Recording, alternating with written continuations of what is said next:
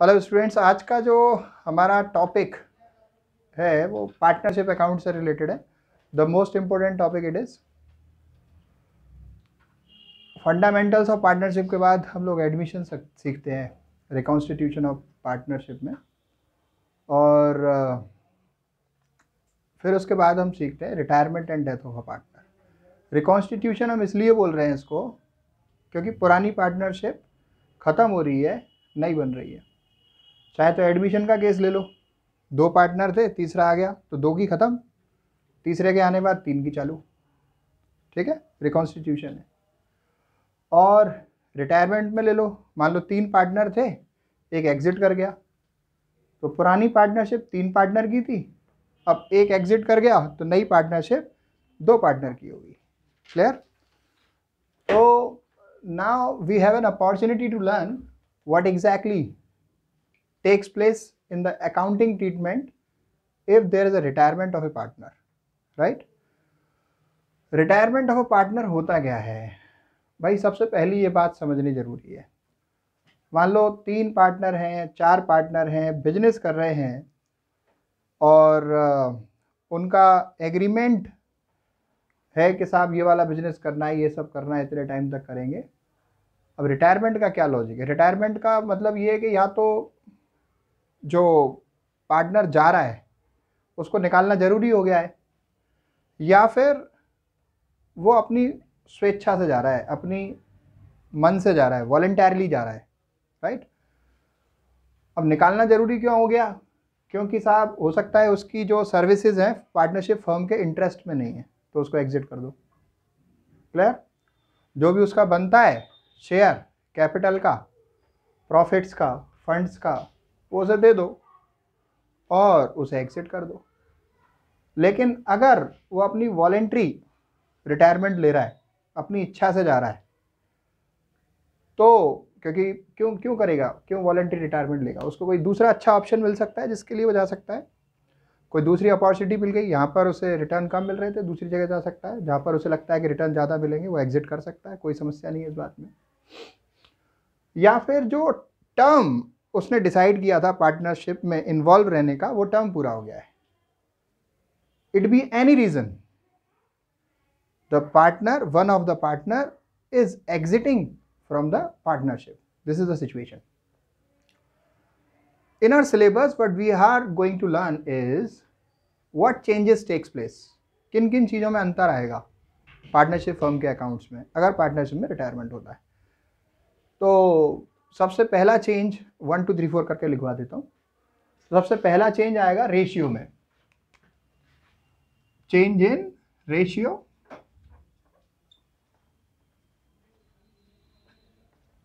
दूसरा जो चेंज आएगा, आपका जो रिवैल्यूएशन होगा एसेट्स एंड लायबिलिटी का,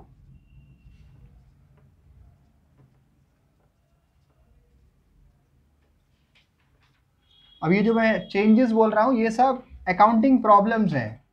क्या है ये? Accounting problems. हम इनको बोल सकते हैं अकाउंटिंग प्रॉब्लम। जब हम पार्टनरशिप फर्म के अकाउंट बनाएंगे on the event of retirement of A partner, तो क्या अकाउंटिंग प्रॉब्लम हमें फेस करनी पड़ेगी और डील करनी पड़ेगी। 1 by 1 I am making you write that. Change in ratio shall be there, revaluation of assets and liabilities shall be there, apportionment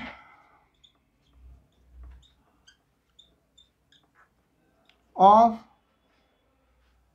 profits and funds shall be there, and adjustment of losses. कोई भी accumulated losses हैं, accumulated का मतलब preceding years के बहुत सारे नुकसान इकट्ठे हो गए, उनको अब हमें ख़त्म करना है। अब प्रॉफिट्स और फंड तो बांटे जाएंगे, और जो भी लॉसेस होंगे जो इकट्ठे हो चुके हैं उनको हमें एडजस्ट करना होगा, बांटना होगा, राइट ऑफ करना होगा, वी कैन से दैट। फिर उसके बाद बारी आएगी साहब accounting treatment of goodwill, accounting treatment of goodwill. फिर बारी आएगी calculation of amount payable to retiring partner,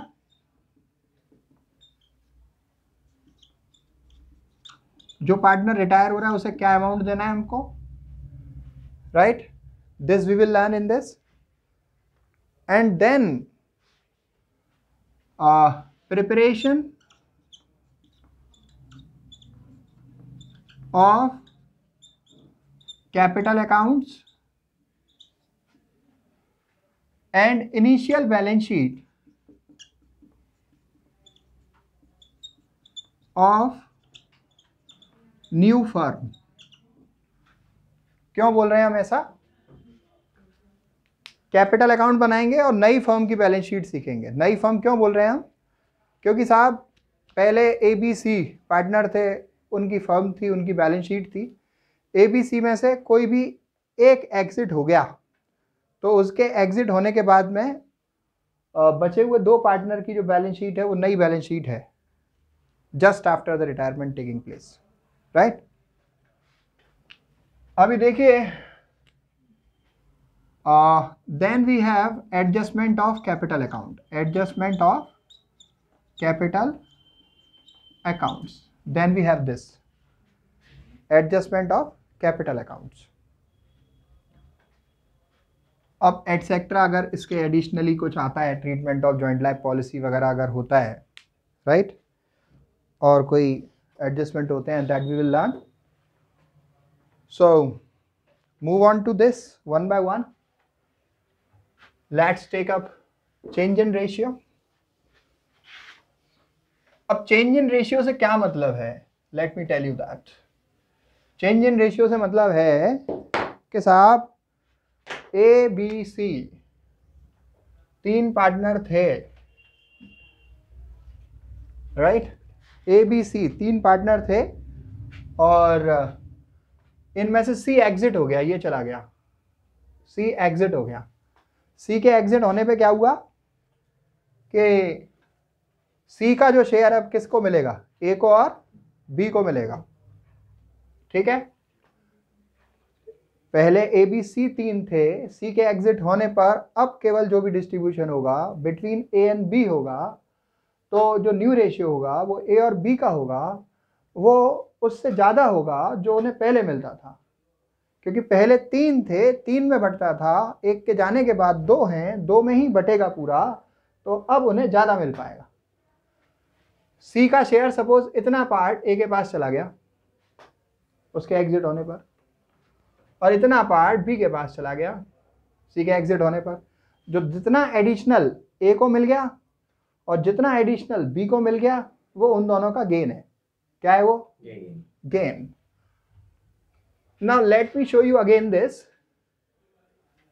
This was their old ratio, right? A, B and C का. This was their old ratio.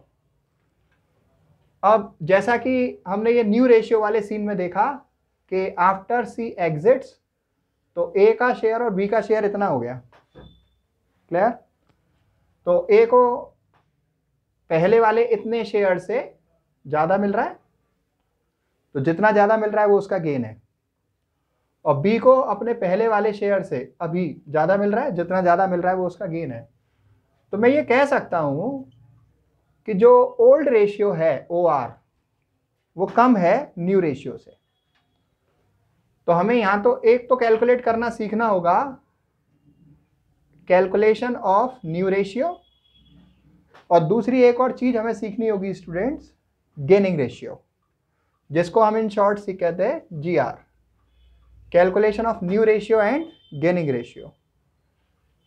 Admission के chapter में हम सीखते थे sacrificing ratio, और रिटायरमेंट के चैप्टर में हम सीखते हैं gaining ratio. How we calculate gaining ratio? Let me show you that.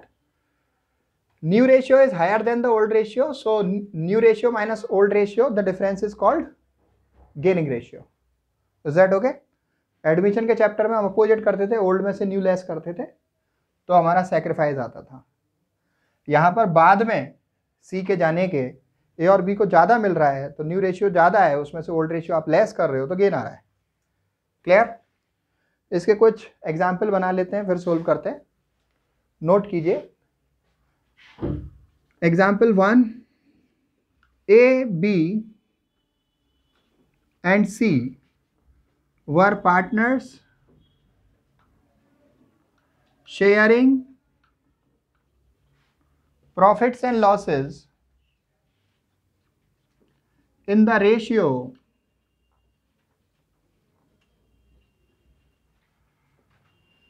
2:3:4. B retires from the firm. Determine new ratio and gaining ratio. अभी B को रिटायर किया हमने। अब यहाँ इसमें सवाल में ये नहीं बताया कि साहब वो जो B जा रहा है उसका शेयर ले कौन रहा है, ना कि ये भी, और ये भी नहीं बताया कि न्यू रेशियो सवाल में क्या होगा। क्लियर? तो ऐसी सिचुएशन में सवाल में हम एक चेंज करते हैं, बहुत ही सिंपल बात हो जाती है। ये टाइप 1 है रेशियो का, टाइप 1। टाइप 1 में इसको इसलिए बोल रहा हूं, ना तो हमारे पास न्यू रेशियो गिवन है और ना हमारे पास मेथड गिवन है कि न्यू रेशियो कैसे कैलकुलेट करना है। इसलिए हम इसको बोलते हैं type 1।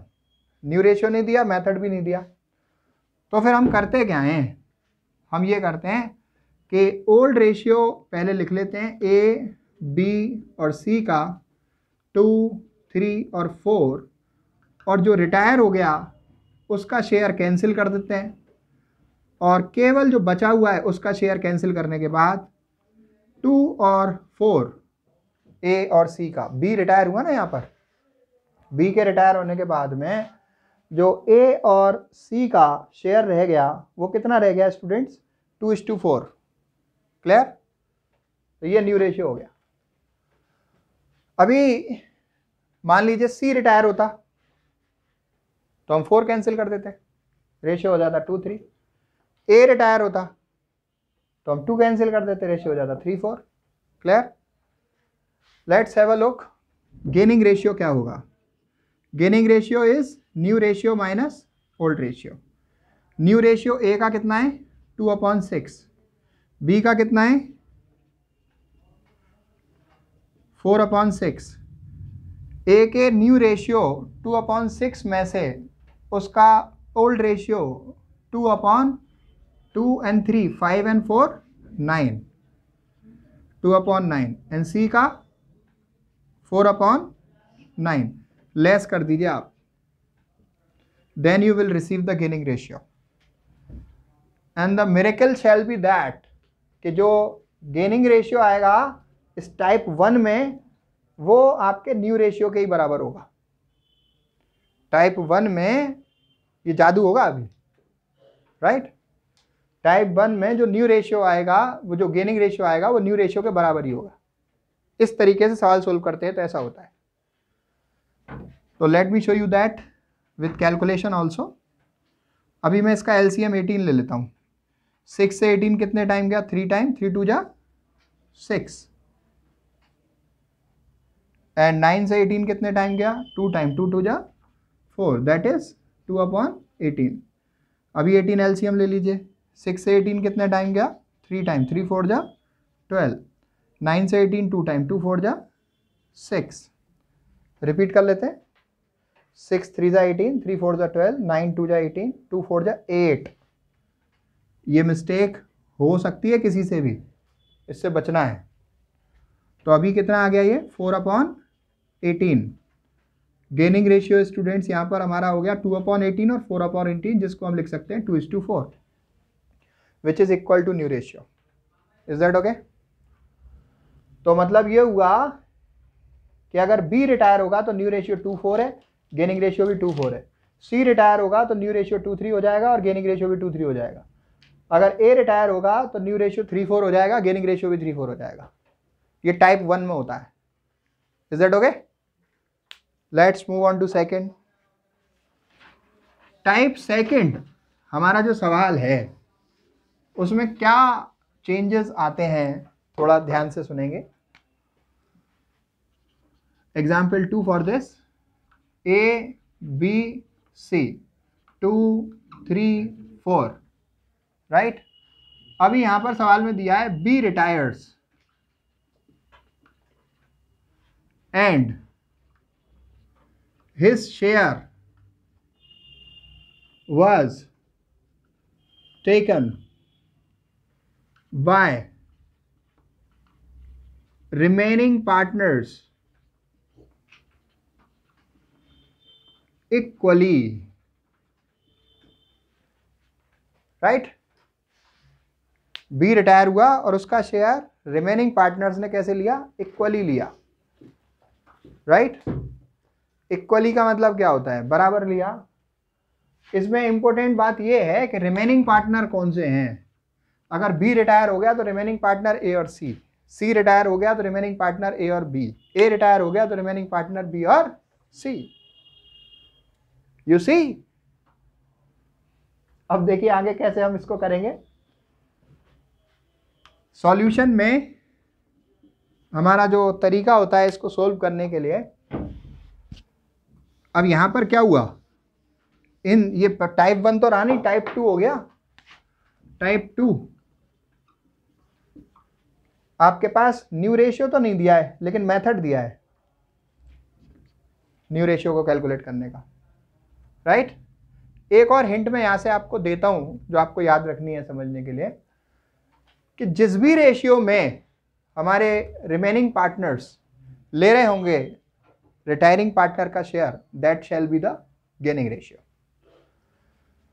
Remaining partner B, exiting partner retiring partner B है, रिमेनिंग पार्टनर ए और सी है। वो किस रेशियो में ले रहे हैं? इक्वल ले रहे हैं। पहले मैं लिख देता हूं, रिमेनिंग पार्टनर्स कौन है? ए एंड बी, दो हैं, राइट। और वो इक्वली लेंगे तो गेनिंग रेशियो क्या हो जाएगा यहाँ पर? 1:1। गेनिंग रेशियो क्या हो जाएगा? 1:1। Is it okay? अभी आगे देखिए कि कैलकुलेशन ऑफ न्यू रेशियो की कैसे करेंगे। Calculation of new ratio A B and C, ठीक है। ए बी एंड सी। ए का ओल्ड शेयर क्या है? 2/2 and 3 5 and 4 9, 2/9। बी का ओल्ड रेशियो क्या है? 3/9। सी का ओल्ड रेशियो क्या है? 4/9। अपॉन में क्या आता है? डिनोमिनेटर में टोटल आता है 2 and 3 5 and 4 9, 2/9 3/9 4/9। अब इसमें रिटायर कौन हो रहा है? बी रिटायर हो रहा है। उसका शेयर किसने लिया? ए और बी ने लिया। कितना लिया? इक्वल लिया। तो 3/9 का 1/2 ए को मिलेगा और 3/9 का 1/2 सी को मिलेगा। Is that okay? अब आगे देखिए, 2/9 प्लस 18, 3/18। एलसीएम ले लीजिए 18। 9 से 18 कितने टाइम गया? 2 टाइम, 2 2 जा 4। 18 से 18 1 टाइम, 1 3 जा 3 and the final ratio shall be 7/18 final share, we would say. अभी इसको कैलकुलेट कर लेते हैं। 4/9 प्लस 3/18, 18 एलसीएम आ गया। 9 से 18 कितने टाइम गया? 2 टाइम, 2 जितने टाइम जाता है उसका ऊपर मल्टीप्लाई करना होता है। 9 से 18 2 टाइम, 2 का 4 में मल्टीप्लाई किया तो कितना आया? 8। 18 से 18 1 टाइम डिवाइड गया, 1 का ऊपर 3 में मल्टीप्लाई किया 3। 8 एंड 3 कितना हुआ? 11/18। Is that okay? यहाँ पर न्यू रेशियो क्या हो गया? 7:11। 7/18 एंड 11/18 डिनोमिनेटर सेम है ना, तो हम उसको क्या बोलेंगे? 7:11। और गेनिंग रेशियो क्या हो गया? इक्वल। इसको आप वेरीफाई भी कर सकते हो। कैसे? न्यू रेशियो में से ओल्ड रेशियो लेस करके निकालोगे तब भी यही आएगा 1:1। Late me show you that. Verification किस चीज के लिए? गेनिंग रेशियो के लिए। Verification for gaining ratio.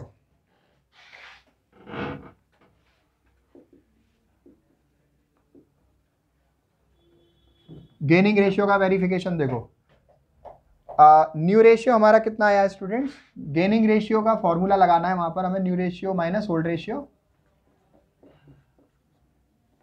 हाँ, ए का निकालिए, ए का कैलकुलेट करिए, ए का न्यू रेशियो कितना है 7/18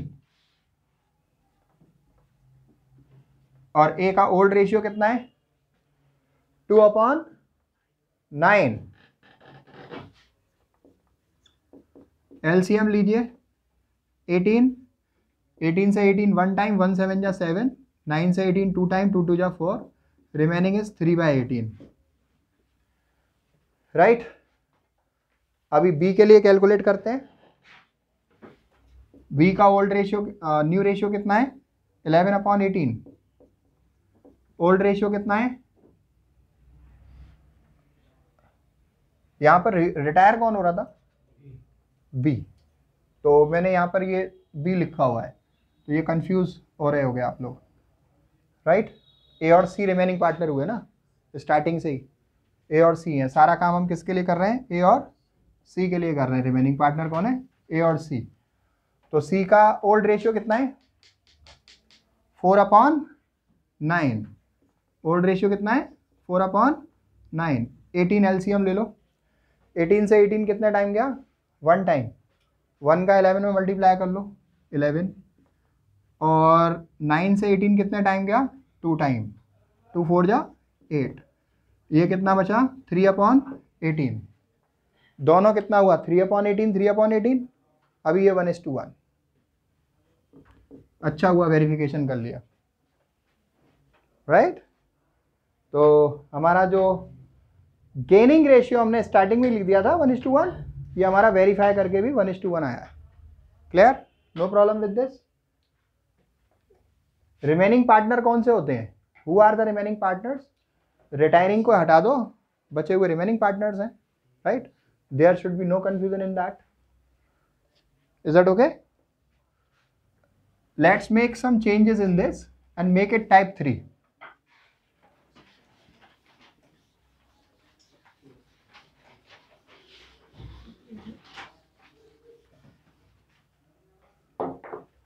अभी देखिए क्वेश्चन में चेंज करते हैं हम कि ए बी सी का ओल्ड रेशियो तो यही है 2 3 4, बी रिटायर हो गया और उसका शेयर रिमेनिंग पार्टनर ने नहीं लिया, जो रिमेनिंग पार्टनर है उसमें से किसी एक ने लिया, तो इसको हम ये कर सकते हैं, रिमेनिंग पार्टनर कौन है, अगर बी रिटायर हो रहा है तो ए और सी, तो बी के रिटायरमेंट पर his share was taken by C completely, his share was taken by C completely. अब देखिए आप रिमेनिंग पार्टनर हो गए ए और सी, तो calculation of new ratio A B और सी, ए का ओल्ड रेशियो कितना है 2/9, बी का कितना है 3/9, सी का कितना है 4/9, कौन गया बी गया, उसका शेयर किसने लिया सी ने, तो पूरा का पूरा किसके शेयर में जुड़ जाएगा वो 3/9, तो अभी ये तो 2/9 ही रहने वाला है और ये हो गया 7/9, तो आपका रेशियो कितना हो गया 2:7 of new partner A and C, is that okay, clear. ये आपका रेशियो से रिलेटेड कॉन्सेप्ट है, ठीक, ये आपका रेशियो से रिलेटेड कॉन्सेप्ट है इसमें। अब इसमें एक और हो सकती है बात कि मान लीजिए ए बी सी का रेशियो है 2 3 4 और रिटायर हुआ आपका जो है बी, और उसका शेयर जैसे रिमेनिंग पार्टनर ले रहे थे इक्वली, तो इक्वली की जगह कोई रेशियो आपको बता रखा होगा क्वेश्चन में, उस रेशियो में वो ले लेंगे, राइट। तो नेक्स्ट एक एग्जांपल बनाते हैं इस बात को समझने के लिए,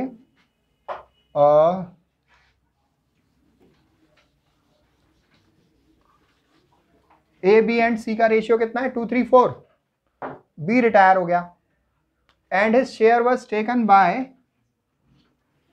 remaining partners remaining partners in the ratio, साथ साथ सोल्व करके देखिएगा, 2:1। जिस रेशियो में रिमेनिंग पार्टनर ने रिटायरिंग पार्टनर के शेयर को लिया, वो रेशियो कौन सा होता है? Gaining ratio. कौन सा होता है? Gaining ratio. अभी देखिए इन दिस कैलकुलेशन, अब यहां पे मैं सॉल्यूशन लिखना है मुझे, तो मैं एक काम करता हूं, मुझे ये मालूम है कि वो किस रेशियो में ले रहे हैं। ए एंड सी बी के रिटायर होने पर उसके शेयर को किस रेशियो में ले रहे हैं? 2:1, 2:1। So this is the ratio which is a gaining ratio between A and C, right. जिस भी रेशियो में वो उसके शेयर को ले रहे हैं वो कौन सा कहलाएगा? Gaining ratio. Have a look for calculation of new ratio. Calculation of new ratio, A is there, B is there and C is there. A का कितना शेयर है? 2/9, B का कितना है? 3/9, C का 4/9। Who is the retiring partner? B। और उसका share किसने लिया? रिमेनिंग पार्टनर ने, A और C ने। किस रेशियो में लिया? 2:1 में। 2:1 का मतलब 2/3, 1/3। तो जो इसका शेयर है 3/9, इसका 2/3 A ले लेगा। क्लियर? जो इसका शेयर है 3/9, उसका 2/3 पार्ट A लेगा और उसका 1/3 पार्ट C लेगा। Late me show you that. तो वो इंक्रीज हो जाएगा ना इनके शेयर में। B का शेयर 3/9 है, जिसका 2/3 किसने लिया? A ने। और जिसका 1/3 किसने लिया? C ने। 3 से 3 कैंसिल हो रहा है ये, तो 2/9 और 2/9, 4/9 लिख सकता हूं मैं। यहां पर भी 3 से 3 कैंसिल हो रहा है, 4/9 एंड 1/9, 5/9 लिख सकता हूं मैं। क्लियर? ठीक है। मैं न्यू रेशियो में से ओल्ड रेशियो लेस करूंगा तो गेनिंग रेशियो मेरा यही आएगा, 2:1, right. Late me show you the verification. Verification, इसमें न्यू रेशियो कितना निकाला आपने? 4/9 एंड 5/9। और ओल्ड रेशियो क्या था? 2/9 एंड 4/9। किसका? किसका? ए का और सी का। ये नेक्स्ट पेज है ये। तो कितना बचा? 2/9 and 1/9 means 2:1। Is that okay? ठीक है। नेक्स्ट टॉपिक जो हम सीखेंगे वो आपका जो है गुडविल का अकाउंटिंग ट्रीटमेंट क्या होगा, और सारे जो पार्टनर्स के कैपिटल अकाउंट्स वगैरह, रिवैल्यूएशन अकाउंट वगैरह बनेंगे तो उसका फॉर्मेट क्या होगा, और amount payable to retiring partner कैसे कैलकुलेट होगा, और इनिशियल बैलेंस शीट कैसे बनेगी। क्लियर? Thank you.